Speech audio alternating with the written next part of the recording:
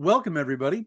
I am back, Dave Canfield, the Creature Feature Preacher, and Severin has given me a chance to cover their entire amazing slate of summer titles. But before that, I just wanted to throw some encouragement your way. You're probably here because you love, or at least you're curious about fairly weird and obscure movies. I think that's a beautiful thing.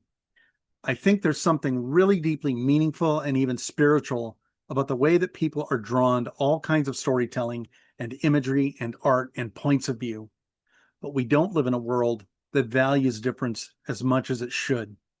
And we live in a world where the spiritual has been co opted by a lot of really dark shit. I want you to know, if you're watching this, I'm glad that you came here, and your difference is needed, no matter what it is. Your voice matters, the things you love matter, and the world would be less without you. This is why I do the Creature Feature Preacher, because what matters to me is for you to know that you matter. So now let's get down to looking at some crazy releases. This is an amazing group of films. There are 14 of them. I was able to dig up some fun trivia about them. I don't have them all in hand. So first up, I want to talk about the UHD upgrades of Ben Wheatley's Kill List, Cam Everall's Baskin, Douglas Buck's Sisters, and Amicus Productions' 1972 classic horror anthology, Asylum. The main thing to know is when I get those in hand, and they are on the way, I'll be covering them more in depth. But I have looked into them, and they all port over old extras. They all have new extras. They look to be really, really, really stellar releases. I think they all have slip covers. They're just going to be gorgeous.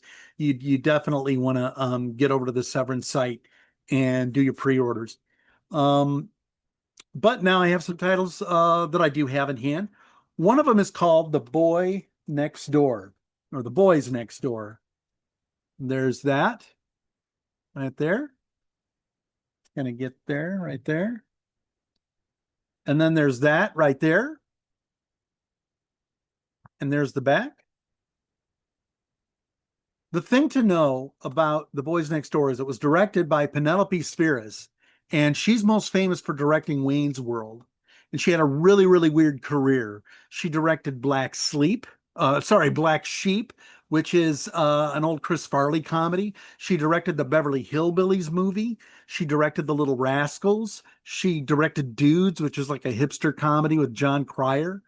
And before any of that, she directed a movie called Suburbia and a documentary called The Decline and Fall of Western Civilization, which documented the LA punk scene in the 80s when not very many people were even trying to do that.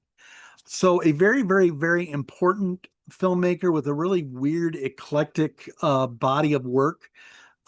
This movie, Boys Next Door, stars Maxwell Caulfield and Charlie Sheen. They play two high school kids, and they don't see any future for themselves, kind of looking at their small town and just see like dead end jobs available. And so they decide to go to LA. And while they're in LA, they decide to go on a really disturbing crime spree. The most interesting thing about this movie, besides, it's always interesting to look at Charlie Sheen early in his career. He did a lot of really great movies when he was kind of first starting out. He but even more than that was thinking about this in light of other Kids Gone Bad movies like Class of 1984 or Class of 1989, Massacre at Central High. There's a ton of these movies that are basically about bad teenage behavior. And yet this movie, I think, is less of a genre movie than a lot of those movies. It's even been compared to Terrence Malick's Badlands. I think fairly. Again, it's pretty disturbing, and even though it's dated by its aesthetic, I think that what it wants to show you is still very, very urgent. And I think it's high time that this movie some more got some more sorry got some more attention. Special features are an audio commentary with director Penelope Spheeris and actor Maxwell Caulfield. That is on the UHD. You also get a trailer on the UHD, and you get both those on the Blu-ray. And then you get a group of interviews with Maxwell Caulfield and Christopher McDonald and street band performers like Texacoli Jones and Tequila Mockingbird. Um, and you also get an interview with Stephen Thrower, who's the author of Nightmare USA. Stephen is one of the world's greatest experts on exploitation cinema, and I listen to everything he does. He's I can't wait to dive into that. He's always a real pleasure to listen to. So yeah, give yourself a chance to check that out. So another movie that I haven't had the chance to see yet, but I'm guessing is going to be even more disturbing, is Claudio Fragase's Gasso's Skinhead. This is from 1983. This is on a Blu-ray. There's the case. There you go. Hopefully the light's not glaring that too much. Again, plastic wrap still on it. Haven't had a chance to see it. Claudio Fragasso is probably best known for Troll 2. This couldn't be more unlike Troll 2 if it had to be.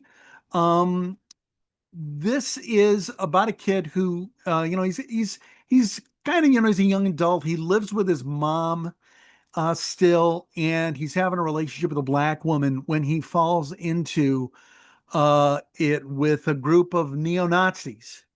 And so it looks like he's sort of forced to choose between those worlds. The setup here is really explosive, obviously, and this could be really, really disturbing. But think of the other movies that talk about skinheads that you could, also check out with this. It's probably pretty essential cinema in that regard. You get a feature-length documentary with Claudio Fragasso, and it has interviews with the writers and the composer and the art director and stuntmen.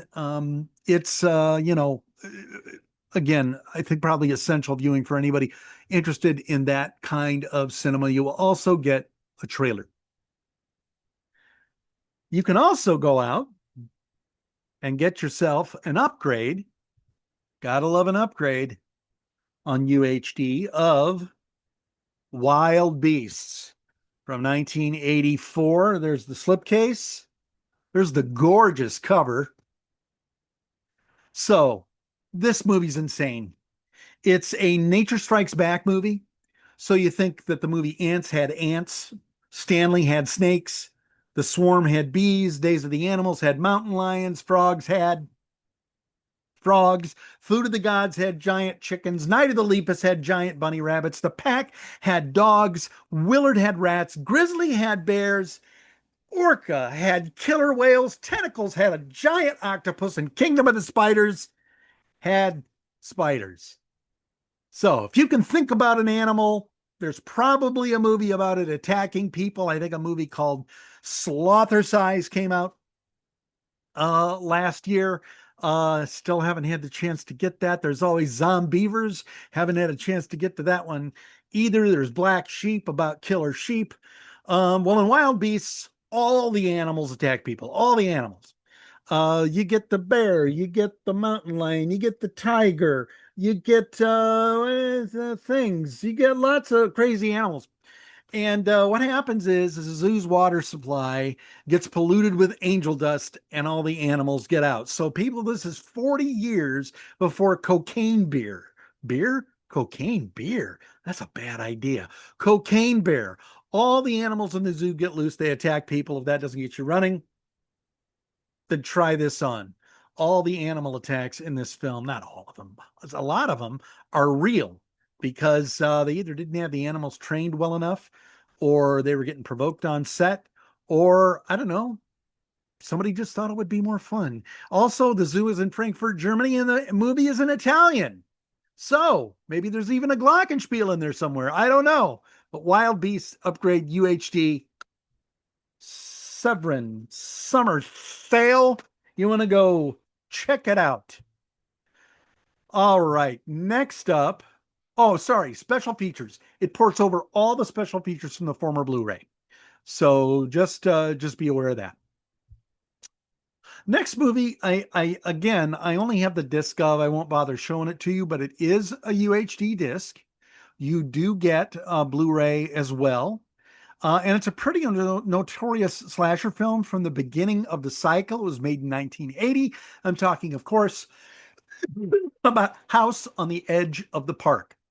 Um, I'm interested in this not just because of its place in slasher film history, but I'm interested in it because its history is intertwined with a far more famous film called Last House on the Left. Now, we all know that Last House on the Left by Wes Craven was a huge hit. It really, really, really did a number on people. It was way more realistic and disturbing than people were kind of used to in movies. But an interesting thing about it is it spawned a lot of ripoffs, and not just ripoffs of the plot, but ripoffs of its title and its ad campaign. So the ad campaign for this movie was they need to remember it's only a movie. It's only a movie. It's only a movie. Well, other movies just stole that ad campaign and it became associated with a number of different movies and has led to confusion over the years about where it originated from and everything else. There was even an album from a band at one point in 1973 called from a group called Family called It's Only a Movie. So this was, one of the most influential films, certainly of its period, and I would argue probably one of the most influential films on a fairly short list. Last House on the Left. Movies that ripped off its title: Don't Go in the Basement from 1973. Don't Open the Door, 1975. Last Stop on the Night Train, 1975. Last House on the Beach, 1978.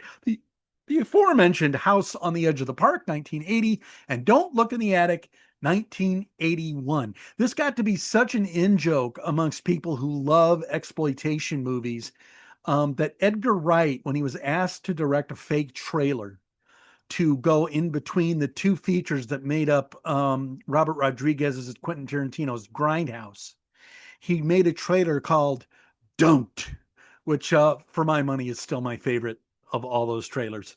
Another interesting thing about this film is it is probably the closest to Last House on the Left in plot, and it shares the star of Last House on the Left, David Hess.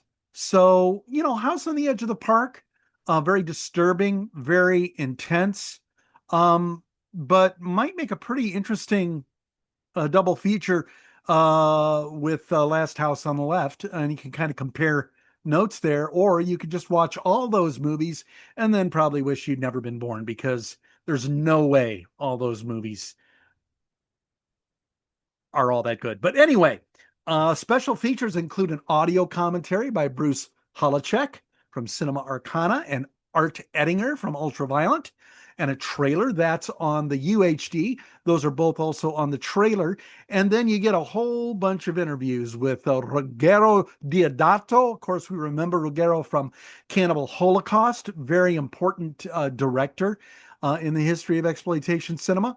The cinematographer, Sergio Diofisi, actor Giovanni Lombardo Radici, and an archival interview with David Hess, and an interview with set designer Antonella Gallen. So well worth checking out The House at the Edge of the Park. Next up, Sharksploitation. These are on the way. I cannot wait to hold them up to the camera for you. I have seen them all. They are all really worth seeing, particularly if you've seen Deep Blood, The Last Shark. There's a couple other sharksploitation movies that I just think are just so fun. And you really, really, really ought to go out of your way to explore the sharksploitation genre. There's even a documentary that you can watch right now. I think it's on Shudder, about sharksploitation. And Severin is offering a reprint of a book that covers the history of sharksploitation. What is sharksploitation? It is a group of movies that were made more or less immediately following Jaws. Jaws was the first movie to make $100 million. It invented the summer blockbuster. And the thing about sharksploitation is a lot of those movies completely ripped Jaws off. So well worth it to go down and check them out. The other uniform thing that they all have is they all have pretty clunky sharks. The special effects are kind of okay or really over the top. I just really can't recommend sharksploitation enough if you like Gonzo cinema. First movie is Shark Hunter. It stars Franco Nero. He runs a lot in this movie. You might remember him from Django, a very famous series of westerns, not Django Unchained, but a movie called Django, of which Django Unchained owes a lot to. And it is just really weird to see him in this film. He is a force to be reckoned with in a very odd way, and this is a really strange movie. Night of the Shark, starring Treat Williams, which is probably my least favorite of the bunch. Um, it's like Shark Hunter. It mixes in crime and it mixes in stolen loot and people having to fight those, but it uses the sharks as sort of a backdrop for explosions and chasing people around. So it's a good film. I like it. I would want it if I were a sharksploitation completist. Well, one movie you have to have is Lamberto Bava's Monster Shark, or as it's better known in America, Devil Fish, 1984. I think that this is a cut, a European cut of the film. Um, you get an audio commentary with sharksploitation experts Steven Scarlatta, Josh Miller, and Matt Mercer. You get an interview with Lamberto Bava. You get an interview with actor Michael Sopkiw. And it's important to mention that for all three of these films, you get an extra soundtrack disc. You'll see the art for the discs is in the gallery. All the things I'm talking about are in the gallery, and the text portion of this. Absolutely, please go out and look at that art. It is just a hoot, and I would really think about getting that book as well. All right, we're coming up on it. Dead Sleep, starring Linda Blair. This is from 1980. Here's the cover. All right, this is a Blu-ray. Um, Linda Blair, people don't talk about her enough. Yes, she was in The Exorcist. Yes, she was in The Exorcist too. She's even in a really funny Exorcist parody that called Repossessed with Leslie Nielsen that I think came out in 1990 and was just a hoot. It just came out on Kino Blu-ray. I'm going to be talking about it in a future episode.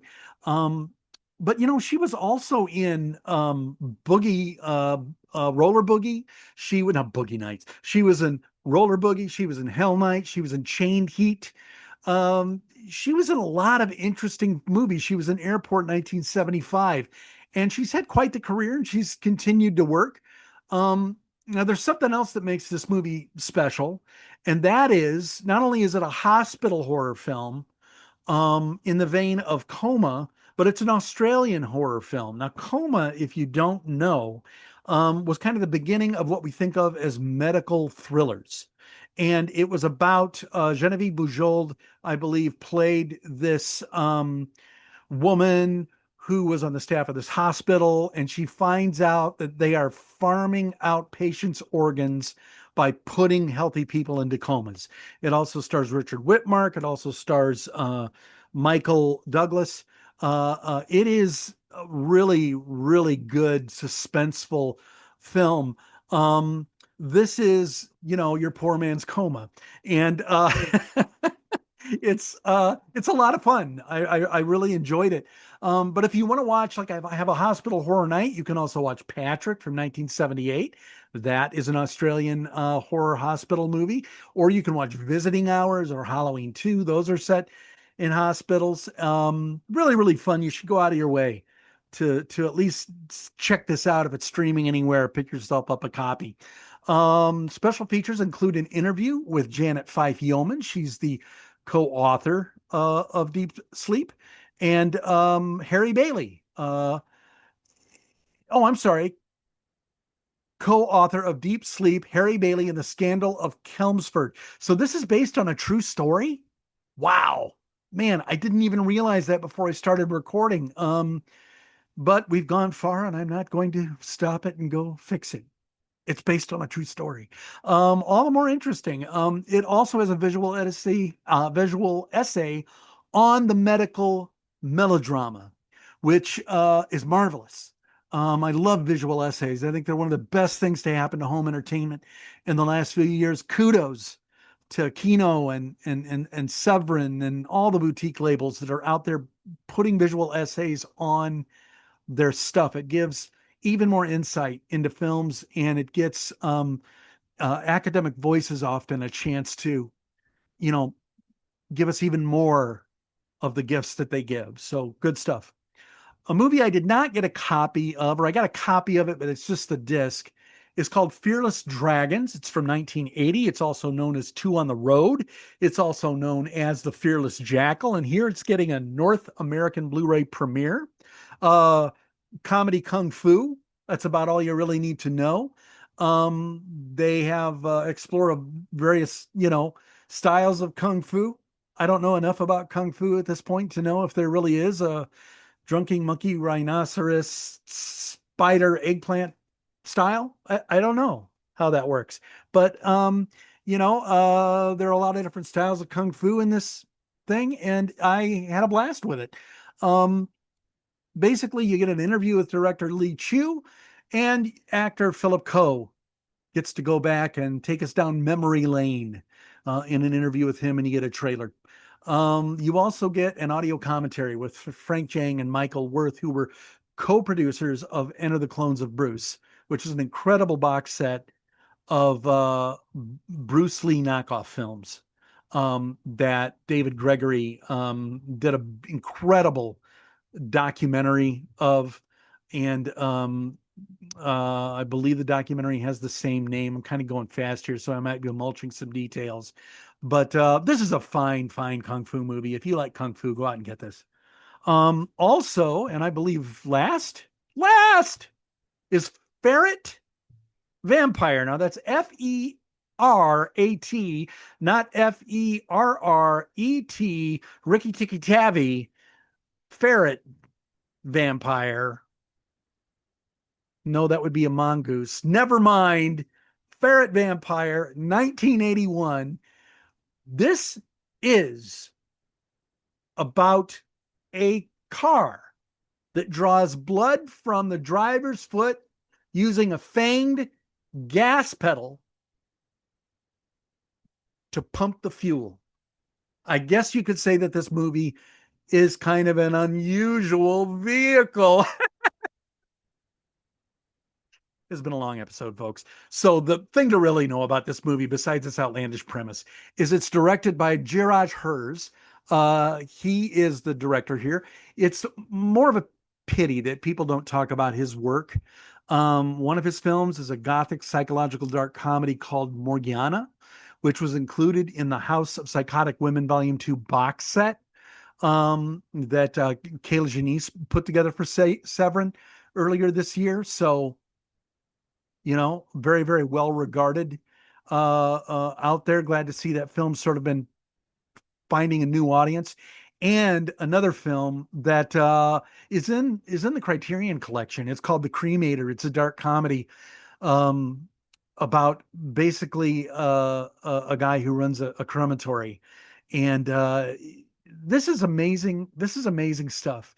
You definitely want to check this out. I should mention that it's not the only vampire vehicle movie ever made. There is Blood Car, a comedy horror from 2007, and I bought a vampire motorcycle from 1990. And you could go ahead and do a double or a triple feature if you're feeling froggy. You get an audio commentary with film historian Michael Brook, an archival audio commentary with film critic Lars Dreyer Winkelmann. I just love the name Winkelmann. Anybody remember Wink Winkelmann?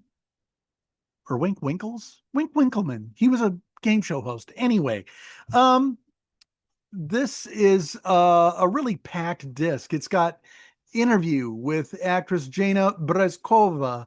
It's got the screenwriter interview with Jan Fleischer. It's got a video essay called The Legend of the Blood Car, Eat Up the Road, Uper Zifratu, and The Legend of the Blood Car by filmmaker Stephen Broomer.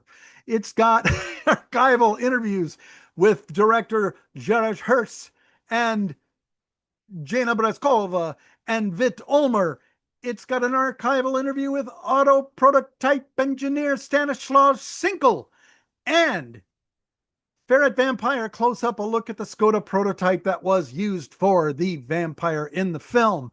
It also has a Czech TV movie based on vampires limited author Joseph Nesvabada's 1966 short story Mordare, and that's 59 minutes. It's called Strange Airlines, and a booklet with the original short story in it by Joseph Nesvadba, and a new introduction by Czech science fiction historian Ivan Adamovic.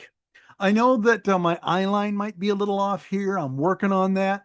I finally got my audio fixed and I finally got, my video fixed. And now I just need to learn how to actually do this. In the meantime, get on down to to Severin's summer sale. Say that 10 times fast. I dare you. If you could say it 10 times fast, you will get no extra discount. But they are giving these things away to people who have money. So go to the site and Severin will hook you up. Thank you, Severin, for sending this stuff. Looking forward to reviewing more of your stuff. I got the Cliff Twemblow box set. I really haven't particularly covered House of Psychotic Women 2 yet. I'm going to do that. You guys are the bomb, and you guys are the bomb. Remember, what matters is that you matter. I'll talk to you later. Bye.